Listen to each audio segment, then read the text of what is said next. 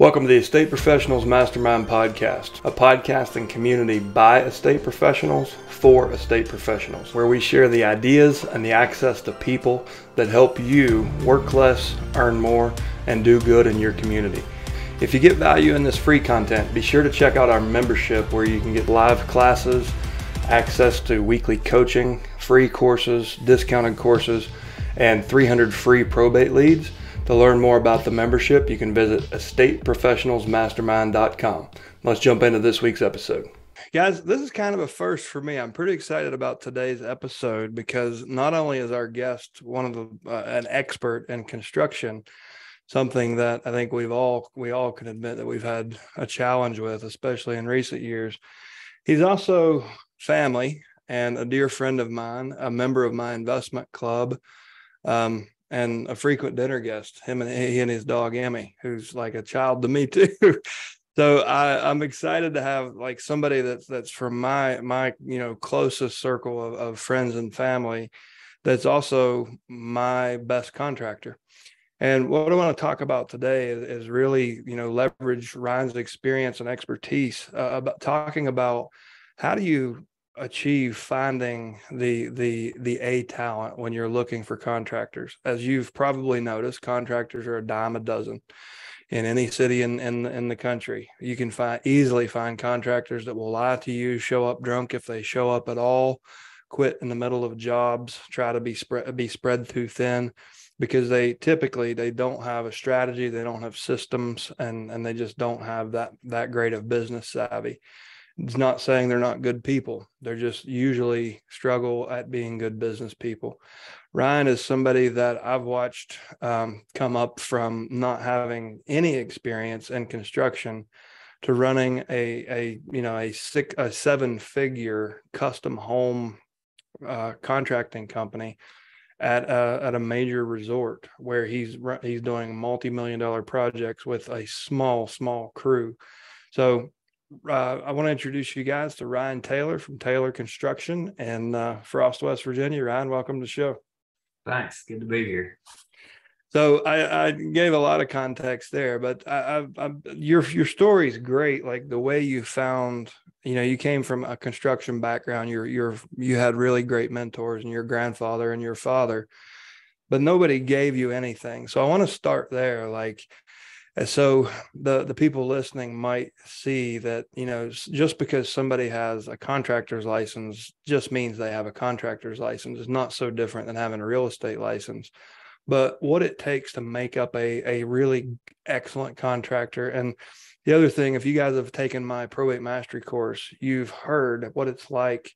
You've heard me teach, find a contractor that can carry an invoice for at least 90 days. And then you slap a mechanic's lien on the house and a 10% premium on the money that he had to carry.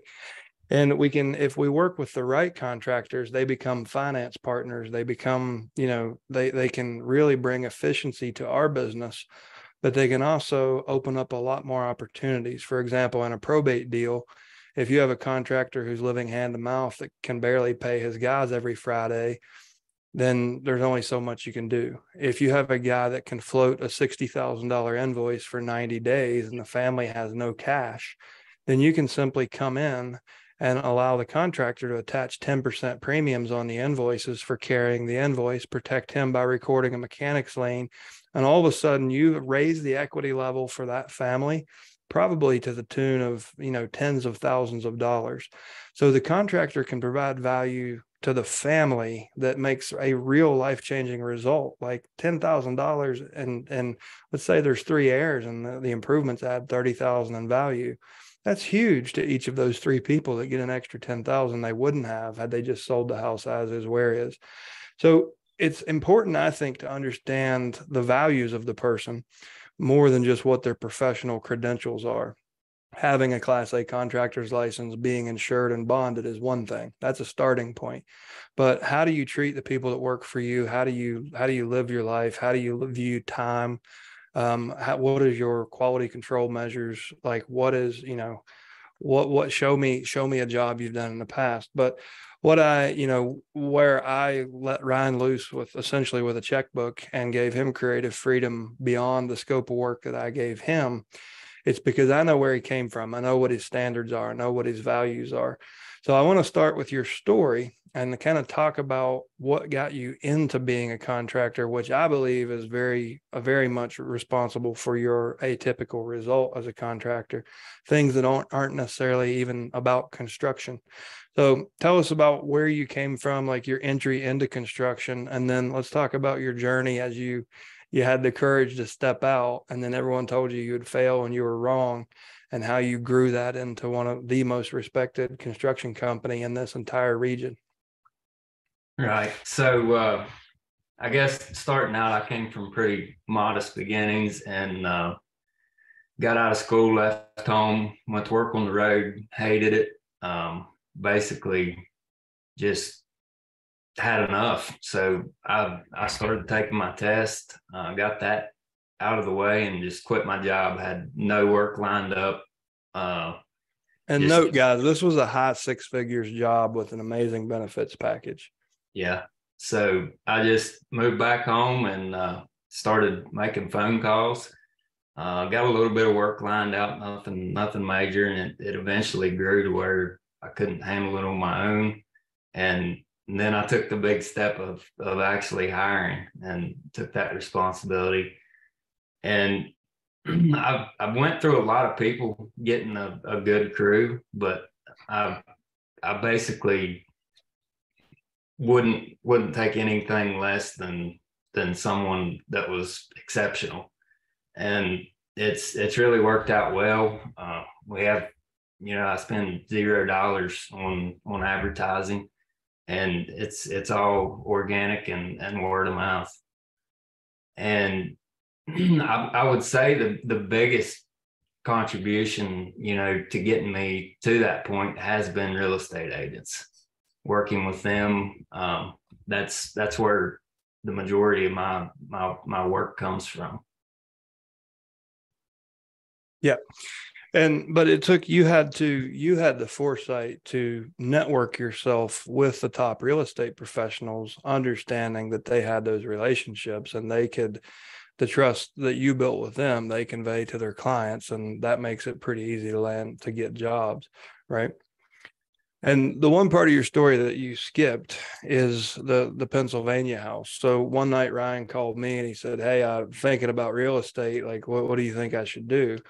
I don't know. Within 2 hours, you had a house under contract, I think. Like I called some folks I know, found a wholesale deal, and he bit that one off. Now, this is where his quality control story comes into play. I'm surprised you skipped it. So let's go back and tell your first real estate deal story. So it originated with him calling me, like somebody in his network. I happen to know somebody and that was a wholesaler in that area. And we found a house. And let's talk about the lessons learned. Like, and this is, I think, where, like, anyway, I'll let you tell your story. Let's unpack that deal for them. Okay, so yeah, I was working 70, 80 hours a week at my W-2 job at the time, and I don't know, I was bored. I felt like I had extra time. So my girlfriend at the time, wife now, and I just got to talking. Well, we should flip a house. People are getting rich flipping houses, and didn't have a clue what we were getting into. Like, just didn't have a clue. So I called Chad, and like I say, he found me one in no time. We bought it, and then it was a huge house, like close to 4,000 square feet, just an old townhouse. And so then it was a solid year of 11:30, 12, 1 o'clock in the morning, working a job too. And we get out from under this thing a year later with like $10,000. I was like, that has to be the dumbest thing I've ever done. So, then I started looking, all right, I want to build, I want to do that stuff. So I started looking at how it was possible, and doing that on your own on the side, it was definitely tough. It woke me up, and I figured out a better way to do it. Yeah, it doesn't scale. And just to be clear, I think your gross gain on that was what, 60 or 70? if you want to look at it that way. Yeah. Yeah, no. I got a point here. Like Okay. what most people would say is, I made 60 or 70, I made $70,000 on that flip. Ryan is modestly saying, shit, I barely made 10. It was dumb. It was the dumbest thing I've ever done. And if you guys, if, for anyone who's an estate professionals mastermind member, the tax workshop we did last week, we talked about why wholesaling and flipping houses are the hardest ways in real estate to build wealth, but everyone tells you they're the easiest. It's the easiest way to build income, and income and wealth are two very different things. And what Ryan's saying is it was all the, and without even really factoring in the value of his time, like so much gets eaten up in taxes and commissions and closing costs and surprises behind walls and in crawl spaces.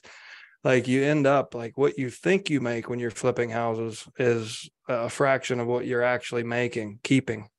And I learned the same lesson. Like the thing is, Ryan's way smarter than me. I was probably a dozen in before I learned my lesson. It took me filing taxes after a year of flipping houses. And I'm like, what? And then I was like, okay, moving on to next. Like, what's next? But so anyways, a lot of like that was, I think you learned a lot of valuable lessons there. Now, we're just for context before we jump into this next part, guys, we're in a county that's 975 square miles with 8,300 people, and less than half of those are in the workforce. So it's extremely hard to find both contractors, but it's also very hard for contractors to find help because we have such a limited labor pool. A lot of young men around here will actually leave because they can take those mid to high six-figure jobs in gas and oil, cell phones, power lines, that they're leaving for union jobs with really good benefits. And so it's like Ryan's challenge is I would say more than almost any contractor in the country to find a talent. He's had to work a lot harder than they have. But as the next thing I want to cover, Ryan, is like, what would you say is like, and whether it's an interview or just a conversation, you can label it what you want. But when someone is qualifying a contractor, when they've met someone that they feel good about, what do you think what's the critical part of the conversation? Like, what are the qualifying questions that they should ask to reveal the things, like to avoid the mistakes of hiring the wrong person? Like, what do you like when people ask you, because it gives you an opportunity to show yourself and your team and your company in its best light? I think the first and foremost is, it's the spidey sense of, is this a good person? Does this guy have my best interest at heart? I think probably, I don't know. I like having, I like when people have the tough conversations with me up front. That tells me a lot about the person that I'm getting in bed with. I would rather be hit hard to start with, but mainly, I look for someone that has their stuff together. Like, I don't want to go to work for someone who, well, we might want this, we might like that.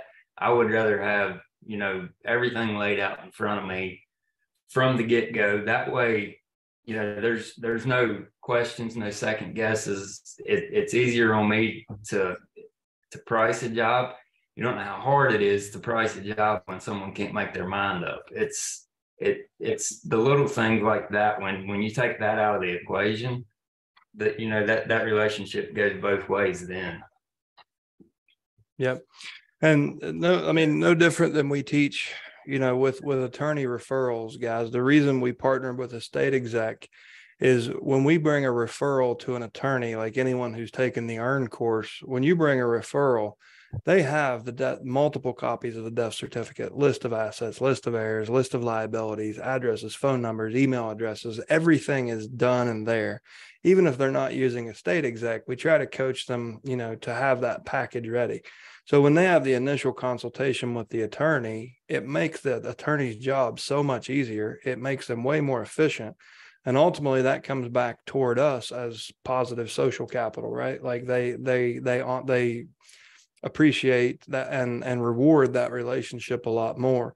It's the same with contractors. And when you find a Ryan or you find a Michael Kramer, the contractor that I use for all my flips in the Roanoke market, like it is crucial that you always be improving. Like we expect the contractors to always be improving. It's part of your job to always be improving to help that contractor be more efficient too. Connect them with people you're connected to like show them systems that have helped you. If you're using a new AI tool that you think can help in their business, take a 2 hours out of your day and sit down with them and show them. All this stuff will compound and ultimately help you help your clients and serve at a higher level.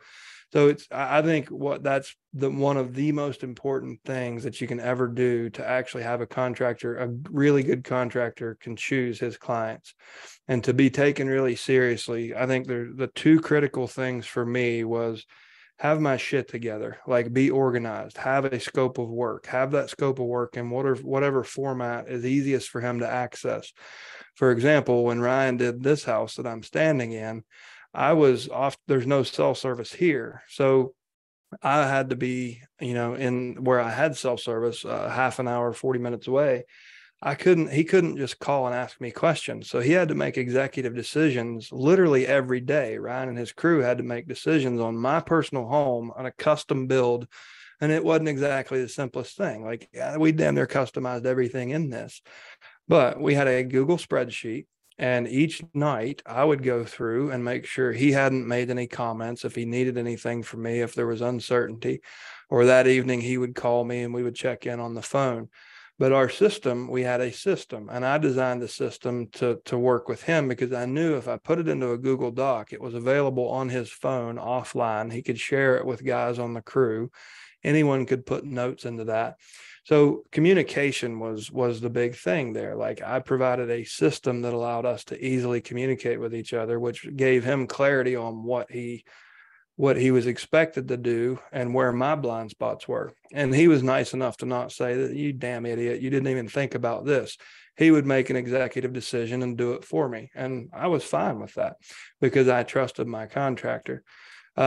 So it's really critical that you think, you realize, just like with attorneys, you realize this guy's a small business owner.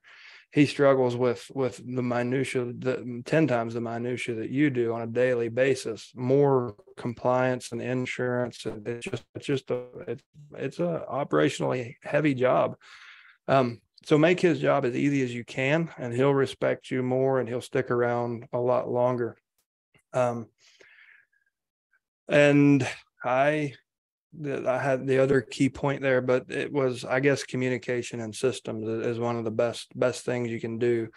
And then, one of the things I always struggled with was sharing my best contractors. I was careful who I would share, my top contractor for flipping homes that was truly a general that could do everything.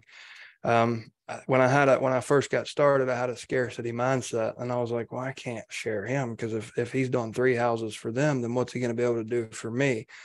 But what I found is ultimately when I got to more of an abundance mindset, I grew as a person. I would hand his number out, but my work was a priority. And that was my second point that I was forgetting, is volume. So if you're not keeping the contractor busy, he's going to go to somebody who will. So if you don't have a steady flow of work, then it's partially your responsibility to give him really good referrals, like Class A referrals, while you're not using him and his crew. Because, and Ryan, you can talk about this.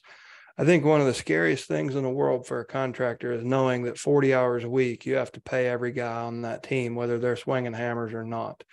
And it's unfair to lay them off just because you didn't line the work up. It's one of the most stressful things for a contractor, is knowing I've got to pay my guys, whether I get paid or not, whether the business brings in revenue, they're getting paid $35, $45, $75 an hour, whether they're swinging hammers this week or taping drywall or not.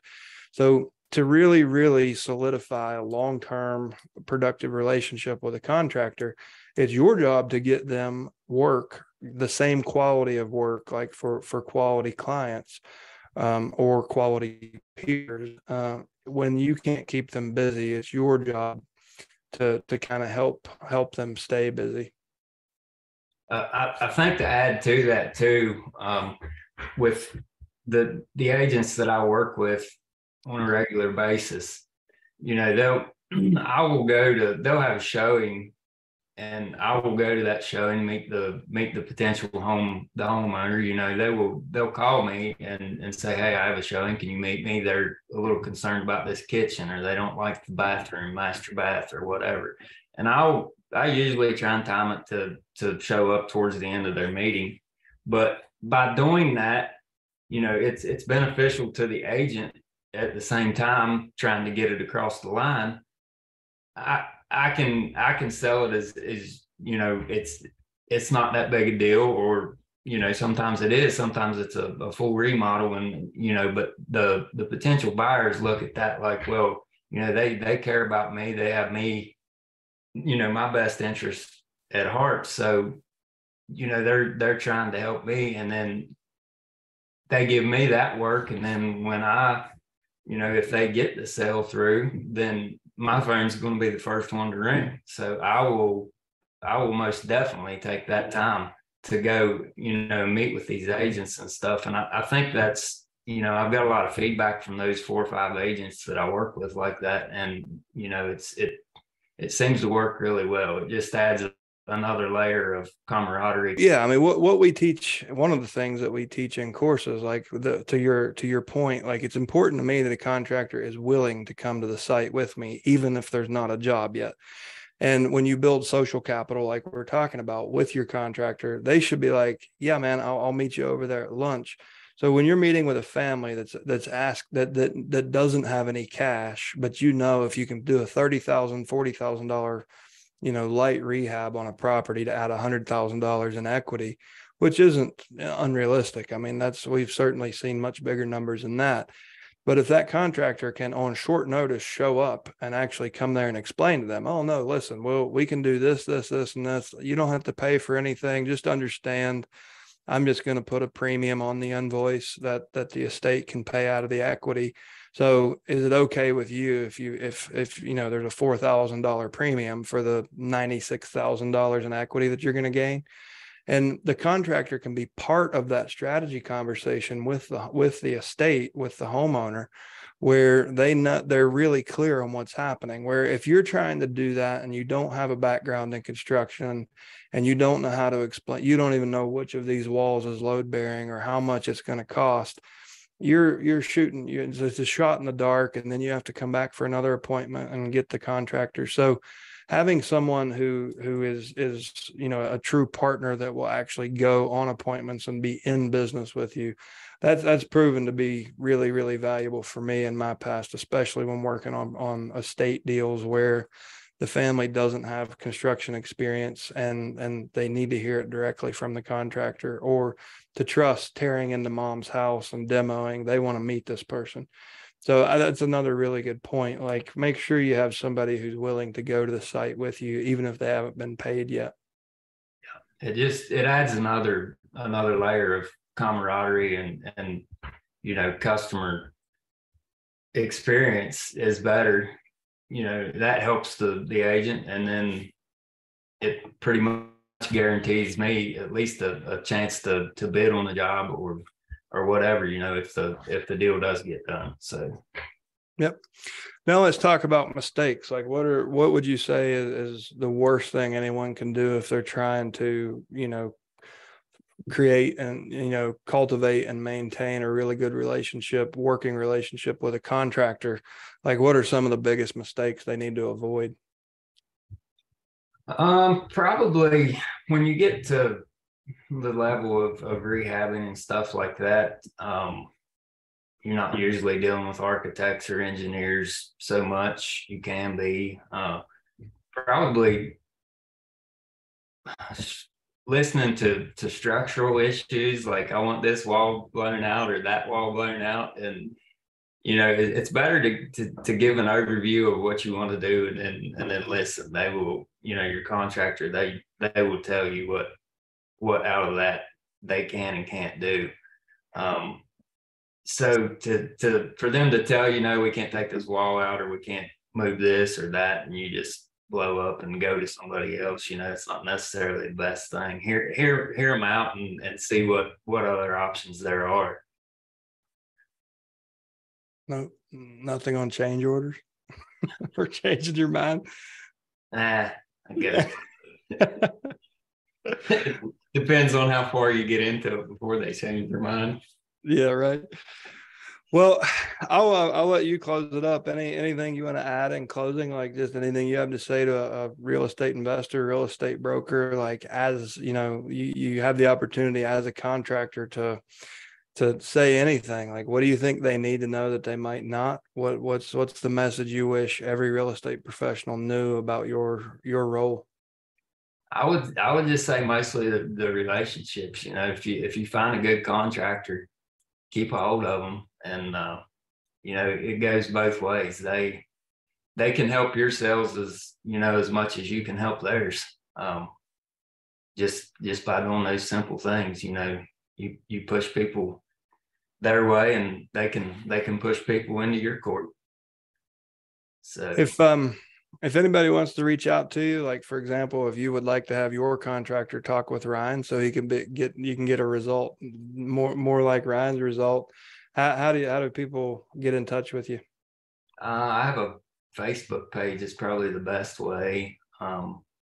So we'll drop a link to his Facebook page, guys. It's Ryan Taylor, Taylor Construction, and the spray foam insulation division is ThermAll Insulation Pros, that you can find some of his business pages and see some of the work. I think it's world-class construction coming from a very small crew in a very small town. I think Ryan's modest, but he's had to climb mountains that your contractors probably haven't to build the reputation that he has and to be able to build the finished products that they turn out. They're dealing with very wealthy, sophisticated clients coming from, hours and hours away from here in major cities into this small ski resort town. And the mountains, he literally and figuratively, the mountain he's had to climb is a lot harder than most any contractor that in the country. So Ryan, thank you for lending your time and expertise. You're welcome back anytime. If you guys drop a link, some comments below, let me know if there's something that you wish I would have asked or Ryan would have expressed. Like if there's something you thought you were going to get from this and you didn't, just let us know. We can always do new episodes. But I just wanted to give you guys, we haven't really had a general contractor come on to talk directly to you. I wanted to give you an opportunity to meet one of the most professional ones that I've ever worked with. So Ryan, thanks so much for lending your time and expertise, and we'll see you on the next episode. Thanks for all the kind words. Thanks for having me.